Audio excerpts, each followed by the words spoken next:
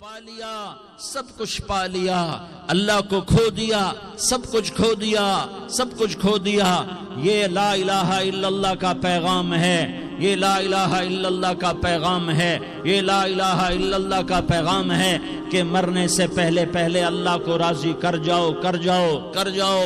ہاں حسین نے اللہ کو راضی کیا، یزید نے حکومت کو راضی کیا، اس نے حکومت پالی، وہ حکمران بنا، اس کے خاندان نے حکومت کی اور حکومت اس کی باندھی بنی، اور حسین نے جان دے کر نیزے پہ سر چڑھا دیا۔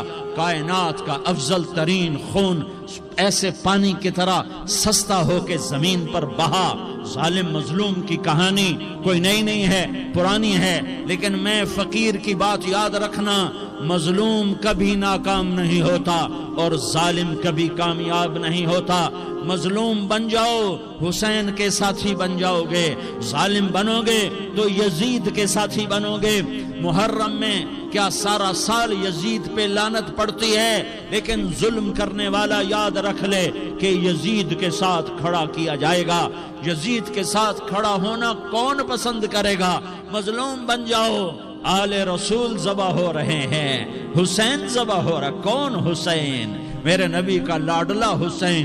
کون حسین؟ میرے نبی کا نواسا حسین۔ کون حسین؟ جس کے ہونٹوں پہ بوسے دیے، جس کے ماتھے کو چوما، جس کی آنکھوں کو چوما، جس کے سینے کو چوما، جس کے ہاتھوں کو چوما، جس کو سینے پہ لٹایا۔ ارے میں تمہیں کیا بتاؤں، گھر میں داخل ہوئے اور اپنے ہاتھ اور پاؤں بھی زمین پہ، گوڑے بھی زمین پہ ٹکا دیے، اور ایسے اپنی کمر کو بیلنس کر کے دونوں بچوں کو اپنی کمر پہ بٹھایا اور کمرے میں چکر لگا رہے ہیں، اور پھر اوپر منہ کر کے کہہ رہے ہیں تمہاری سواری کیسی ہے بھائی؟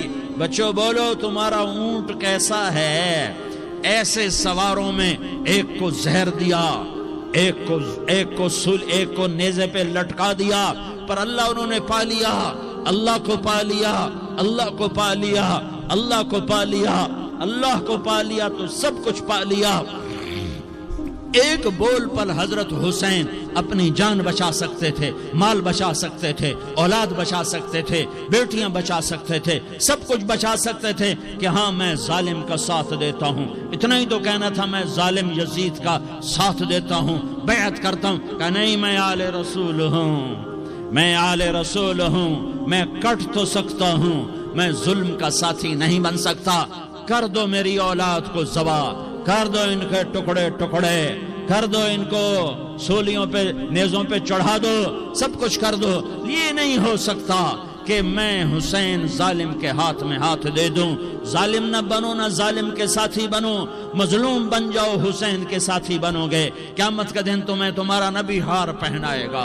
جب حسین کو ہار پہنائے جائیں گے تو تمہارے گلے میں بھی ہار ڈالے جائیں گے، تمہیں بھی سہرے پہنائے جائیں گے۔ ہاں تمہارے لیے بھی میرا نبی اپنے ہاتھوں سے حوض کوثر تمہیں پلائے گا۔ تھوڑی دیر کا موت تک کا صبر کر جاؤ، جیسے حسین صبر کر گئے، کٹ گئے، کٹا ہوا سر نیزے پہ چڑھایا گیا۔ اے ہائے، بیٹیوں کو خیموں سے گھسیٹا گیا۔ آل رسول کی بیٹیاں، طارق جمیل کی بیٹیاں نہیں، آل رسول کی بیٹیوں کو خیموں سے گھسیٹا گیا۔ میری زبان بند ہو گئی ہے، مجھ سے بولا نہیں جا رہا۔ حضرت زینب نے جب لاشوں کو کٹے ہوئے دیکھا اور سروں کو نیزوں پہ چڑھے ہوئے دیکھا تو انہوں نے ایک چیخ ماری اور کہا واہ محمدہ، واہ محمدہ، ہائے یا محمد، ہائے یا محمد۔ آؤ آج دیکھو اپنی اولاد کے ساتھ تیری امت نے کیا کر دیا۔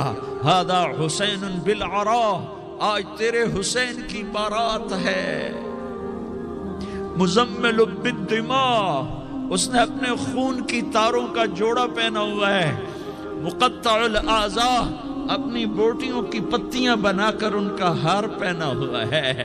نیزے پر سر چڑھا کر بارات کے آگے آگے جا رہا ہے۔ بناتوں کا سبایا، تیری بیٹیاں قید ہو چکی ہیں۔ بذریتوں کا مقتلہ، تیری اولاد ذبح ہو گئی ہے۔ تصفی علیہ الریاح، آج ان کو کفن دینے والا بھی کوئی نہیں ہے۔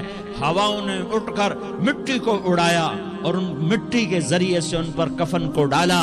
یہ کٹا ہوا سر ابن زیاد کے سامنے رکھا گیا ہے، ابن زیاد کے ہاتھ میں چھڑی ہے اور وہ طاقت کے نشے میں ہے کہ میں نے بدلہ لے لیا، میں نے اپنے دشمن کو زیر کر دیا۔ کیا ابن زیاد کو موت نہ آئی؟